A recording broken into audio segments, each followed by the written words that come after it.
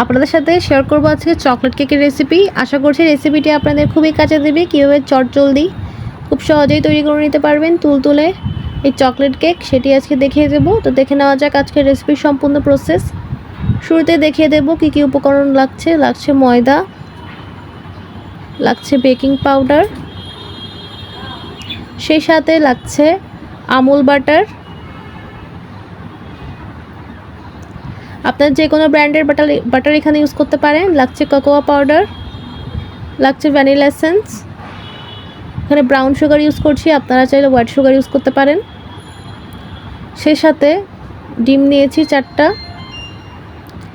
এবং measurement cup তো লাগছেই। তো শুরুতেই দেখতে পাচ্ছেন ডিমগুলোকে একে একে ফেটিয়ে নেওয়া হচ্ছে।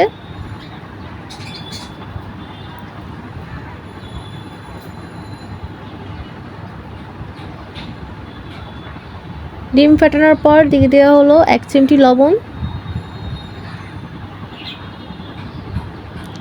সেই সাথে 1 কাপ পরিমাণে ব্রাউন সুগার।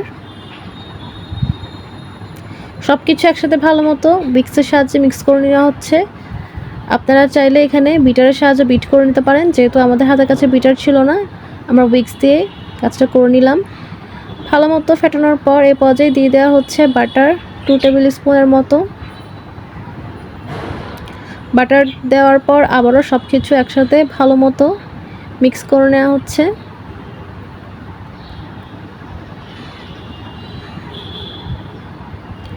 সব কিছু মিক্স করার পর দেখতেই পাচ্ছেন কালারটা অনেকটা চেঞ্জ হয়ে এসেছে। এই পর্যায়ে দিয়ে দেওয়া হচ্ছে ভ্যানিলা এসেন্স 1 চামচের মতো।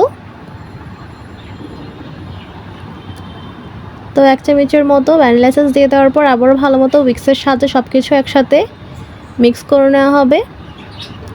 তো দেখতেই পাচ্ছেন ভ্যানিলা এসেন্স দেওয়ার পর কালারটা অলমোস্ট চেঞ্জ হয়ে এসেছে। এই পর্যায়ে অন্য একটি পাত্রে নিয়ে নেওয়া হচ্ছে 1 কাপ পরিমাণে ময়দা, সেই সাথে নিয়ে নেওয়া হচ্ছে 1 টেবিল স্পুনের মতো baking powder, cocoa powder 2 table spoon.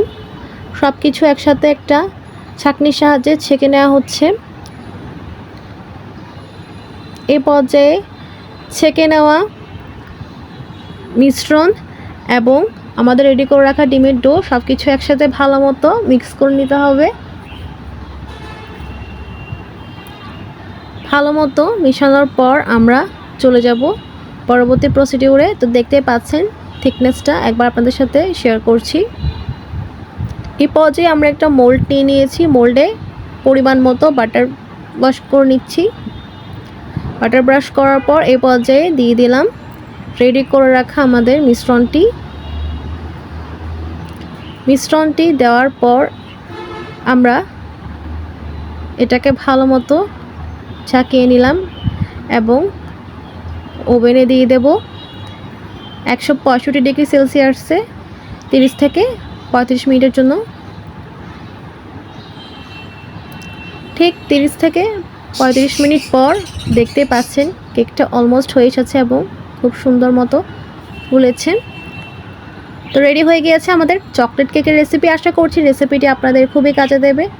ভালো লাগলে বেশি বেশি করে লাইক কমেন্ট শেয়ার দিয়ে আমাদের সাথেই থাকবেন। সকলকে ধন্যবাদ। নতুন কেউ হয়ে থাকলে ইউটিউব চ্যানেলটি সাবস্ক্রাইব এবং ফেসবুক পেজটি লাইক ফলো দিতে ভুলবেন না। আবারও ধন্যবাদ।